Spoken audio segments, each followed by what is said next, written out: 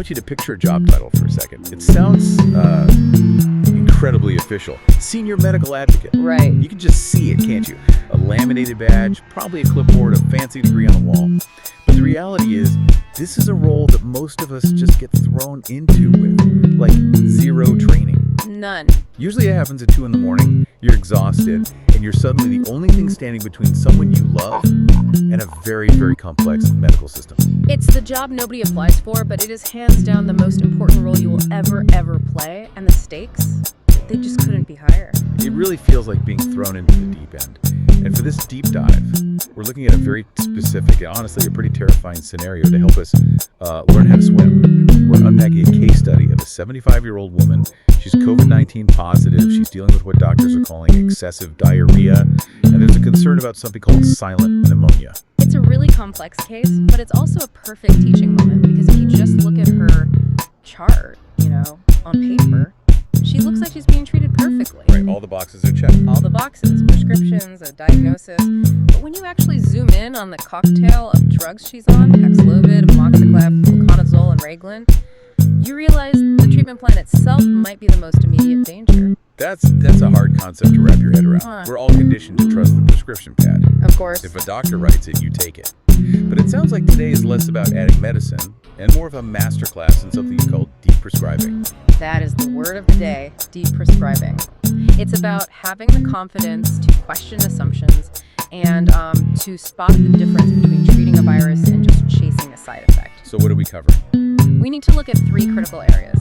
The medication storm that's just wrecking her gut, the hidden danger of silent hypoxia, and the safety checks that are required for strong antivirals. Okay, let's start with the gut, this medication storm. I think for most healthy adults, diarrhea is just a nuisance. But for a 75-year-old woman fighting COVID, we are not just talking about an inconvenience, are we? Absolutely not. Context is everything here. In a geriatric patient, excessive diarrhea is a life-threatening medical emergency. Wow. It's really just a math problem. As we age, our bodies hold less water. So if you introduce rapid fluid loss, the math just stops working very, very quickly. You get electrolyte imbalances, which leads to kidney failure, heart rhythm issues, and this is a big one, falls. Because they get dizzy. Dizzy, weak, confused, and a fall for a 75-year-old can be lethal. So stabilizing the gut isn't about comfort, it is 100% about survival. Okay, so we've got this patient, she's losing fluid at a dangerous rate. Let's look at the drugs. You mentioned 4 of them. Bring it down for me. Why is this specific cocktail creating a storm? So let's start with the antibiotic. Amoxiclav, you probably know it as Augmentin. It's a very common, very heavy-hitting antibiotic. Okay. But it is notorious for causing diarrhea. I feel like I've heard that about most antibiotics, though. They kill the good bacteria in your gut, right? That's definitely part of it, sure. It just wipes out the microbiome. But amoxiclav has a specific component called clavulinate. That's the clav part of the name. Its job is to stop bacteria from destroying the antibiotic, but it has this really nasty side effect. It acts as a gut irritant. It actually stimulates the smooth muscle in the intestines. So wait, it's not just killing good bacteria, it's physically forcing the gut to contract. Exactly, it's hitting the eject button.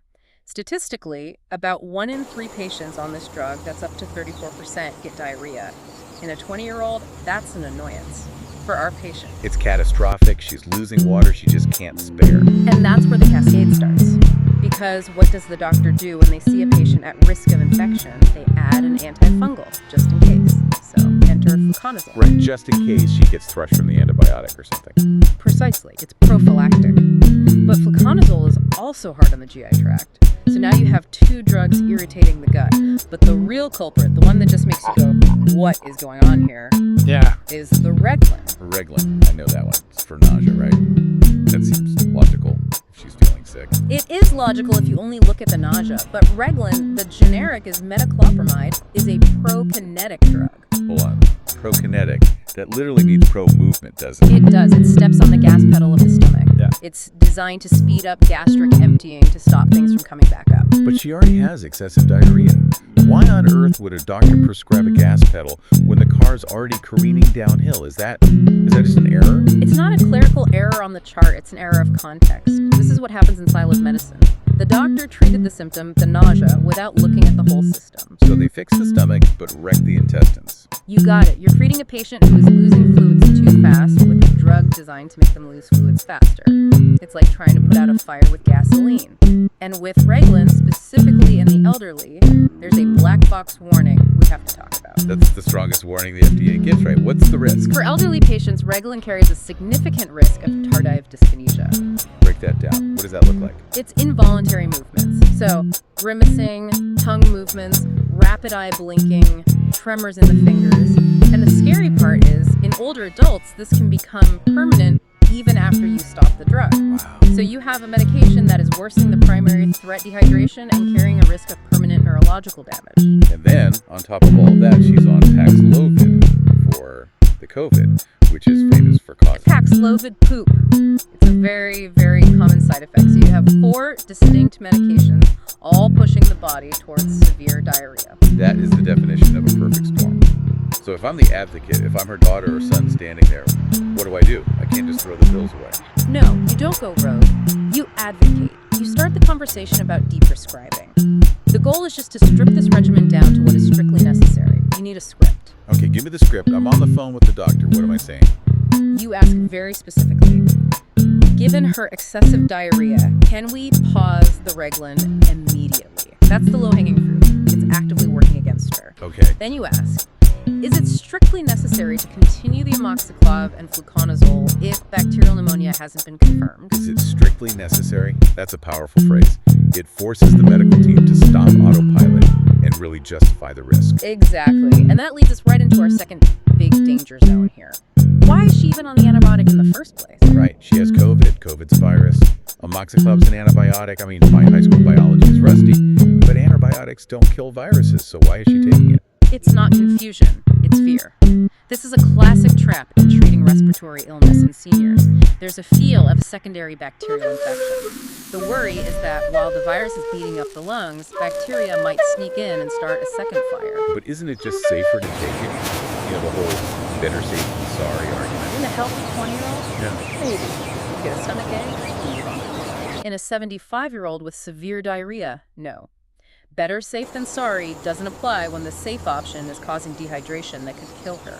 So the side effect is a clear and present danger. Right. And the benefit killing an infection that might not even exist is hypothetical.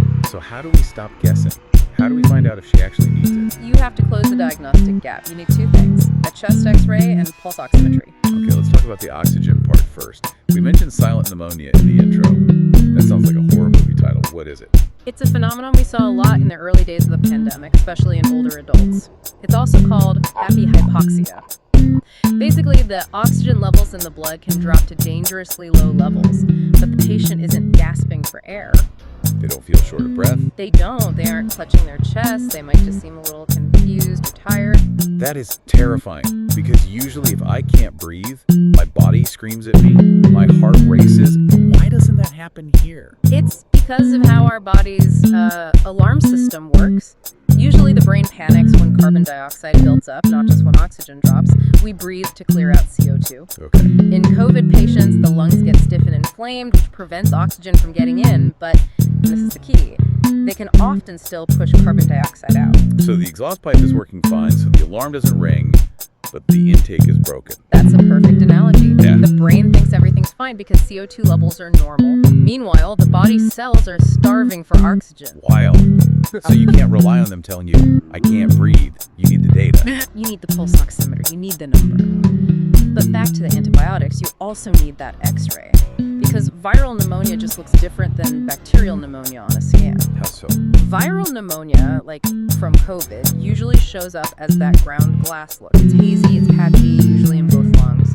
Bacterial pneumonia often shows up as consolidation, a solid white patch in one specific area. I see. So if the x-ray shows viral patterns and the blood work isn't showing a massive spike in white blood cells, then that amoxiclav is likely all risk and no reward. So the advocacy question is, can we confirm she actually has a bacterial infection via x-ray before we continue these antibiotics that are causing dehydration? You nailed it. You are asking for confirmation before medication. That is the essence of being a medical advocate. Okay, so we've paused the gut-wrecking drugs, we've checked the x-ray, but we still have the COVID to deal with. She's 75. We do want to treat the virus itself. We do. The virus is still the enemy. But we have to do a safety check on the heavy artillery. We talked about Paxlovid causing diarrhea, but there's a bigger sort of hidden issue with it that people forget. Interactions. Massive interactions. See, Paxlovid isn't one drug, it's a combination. It contains a drug called ritonavir. Ritonavir's job is to shut down an enzyme in your liver called CYP3A4. Okay, let's simplify that. CYP3A4. What does it do? Think of it as your liver's garbage disposal unit. Its job is to break down drugs and flush them out so they don't build up to toxic levels. And Paxlovid deliberately jams the garbage disposal. Why? Because it wants the main antiviral medication to stay in your body longer to fight the virus. If the disposal is working normally, it flushes the cure out too fast, so it jams the mechanism to keep the levels high. Okay, that sounds smart for fighting COVID, but I'm guessing it's really bad if you're taking other drugs that rely on that same garbage disposal. Exactly. If you're on statins for cholesterol or blood thinners like rivaroxaban or heart rhythm meds, and you jam that disposal, those drugs have nowhere to go. They just build up. You could overdose on your daily heart medication just by taking your normal dose. That's incredibly dangerous. And a 75-year-old is almost guaranteed to be on at least one of those meds. It's highly, highly likely. So the question becomes, if Paxlovid is too risky, either from interactions or just the GI side effects, what else can we do? Are there alternatives? Or are we just stuck? Oh, there are valid alternatives. The best one in this specific case might be remdesivir. I remember that name. That's the IV one, isn't it? It is. It's a 3-day outpatient IV treatment. Now, getting an IV sounds like a hassle compared to a pill, but think about the benefits here. It goes straight into the bloodstream. So it bypasses the stomach completely. Right. 0 diarrhea side effects. And crucial for our patient, it doesn't have those massive liver interactions. It doesn't jam the garbage disposal. So for this specific patient with the gut issues, on multiple other meds, the IV route might actually be the safer, smoother road. It often is. There's also molnupiravir, which is another pill, though it's generally considered a bit less effective. But as an advocate, you just need to know these options exist. So the question for the doctor or pharmacist is, have we cross-referenced all her maintenance meds with Paxlovid? And given the GI issues, is she a candidate for remdesivir? Yes. Ask for a formal interaction check. Don't just assume the computer caught it. Ask a human pharmacist to actually look at the list. Okay, we've navigated the prescriptions. Now we're back home. We're the boots on the ground. What are we watching for? When do we hit the panic button and call 911? You need a clear set of red flags. These are non-negotiable. Number 1, confusion. Sudden disorientation, like she doesn't know who you are. Exactly. Or where she is, or she's just talking nonsense. That is not just being old. That is a sign of severe dehydration, or that hypoxia we talked about. The brain isn't getting the fuel. Okay, and physically. A blue tint to the lips or nails. That's cyanosis. That means oxygen is critically low, and you watch the pulse oximeter. If it drops below 92%, or it drops rapidly from where it was an hour ago, that's an emergency. And on the hydration front. No urination for 8 hours. That means the kidneys are shutting down to save water. That is a medical emergency. Speaking of hydration, this is something I think a lot of us get wrong. We think, she's dehydrated, let's give her a big glass of water. And that is a huge mistake. When you have diarrhea, you're losing salt electrolytes along with the water. If you replace that with just plain water, you dilute the remaining salts in your body even further. Which can cause seizures, right? Yes, it's really dangerous. So water can actually make things worse. You need salt and sugar. Pedialyte is the gold standard. Oral rehydration solutions. Or even just salty broth. So what is electrolytes? What about the how? This is maybe the most practical tip I can give anyone. Do not let her gulp it. Oh, that's the hardest part to manage. If I'm thirsty, I want to chug a whole glass. You're saying I have to be the bad guy. You do, and here's why. When you dump a large volume of liquid into the stomach, it stretches the stomach wall really fast. Okay. That stretch sends an immediate electrical signal down the line to the colon that basically says, incoming, make room. And make room means? Immediate diarrhea. It's called the gastrocolic reflex. You're trying to hydrate them, but by letting them gulp, you are mechanically triggering the body to flush fluids out even faster. Incredible. So slow and steady wins the race. The strategy is low and slow, small sips, maybe 2 to 4 ounces every 15 minutes. It's tedious. You have to sit there with the timer, but it works. That is such a practical tip. Sip, don't gulp. Now, What about food? The old advice was always the brat diet. Bananas, rice, applesauce, toast. Is that still the go-to? it's outdated for seniors. It's just too restrictive. I mean, think about it. It's almost all carbs. A 75-year-old fighting a virus needs protein to maintain muscle mass. The brat diet is basically starvation mode. So what's the upgrade? The expanded bland diet. You want gentle proteins. Boiled chicken, scrambled eggs, tofu. Things that are soft and boring but have nutritional value. And you avoid the triggers. No dairy, except maybe yogurt. No grease, no spices, and no caffeine. You mentioned yogurt. Let's talk about probiotics. Are they actually useful here? In this specific case, with antibiotics involved, they can be very useful, but you have to pick the right one. Not all bacteria are created equal. Exactly. Most probiotics are bacteria, lactobacillus, and so on. If you take those while you're on amoxiclav, what happens? The antibiotic just kills them. Right. It's friendly fire. You're swallowing expensive bacteria just to have the antibiotic destroy them. So what's the workaround? You need a probiotic that isn't a bacteria. You need a yeast. Yes. Specifically, Saccharomyces boulardii. Because it's a yeast, the antibiotic ignores it. It survives the journey, sets up shop in the gut, and can help fight off the bad stuff like C. diff. Saccharomyces boulardii, that's a mouthful. It is, but it's the heavy lifter for antibiotic-associated diarrhea. Lactobacillus rhamnosus GG is another good one for the recovery phase. But Saccharomyces is what you want during treatment. Any risks? There is nuance. For severely immunocompromised patients, it can be a risk. So the rule remains, always ask the doctor first. Is Saccharomyces safe for her? This has been, honestly, incredibly empowering. It feels like we've taken this chaotic, scary situation and given it a structure. That's the whole goal. When you're in the crisis, you feel helpless, but you aren't. So let's recap the 3 pillars. Pillar 1. Stop the medication storm. Ask to pause the Reglan immediately. Ask to deprescribe the antibiotic if it's not confirmed to be necessary. Pillar 2. Confirm the diagnosis. Get the x-ray. Check the pulse ox. Don't treat a viral ghost with a bacterial weapon. And pillar 3. The antiviral safety check. If you use Paxlovid, triple check those interactions. Or ask about switching to IV Remdesivir to save the gut and avoid the problem entirely. You know, what strikes me about all this is how afraid people are to ask these questions. They don't want to be difficult. I hear that all the time. But you have to reframe it. You aren't being difficult, you're being the safety net. The lung doctor is looking at the lungs, the infectious disease doctor is looking at the virus. Who is looking at the whole patient? You are. You are. The caregiver is the only one seeing the whole picture. Asking, can we pause the Reglan, isn't challenging authority.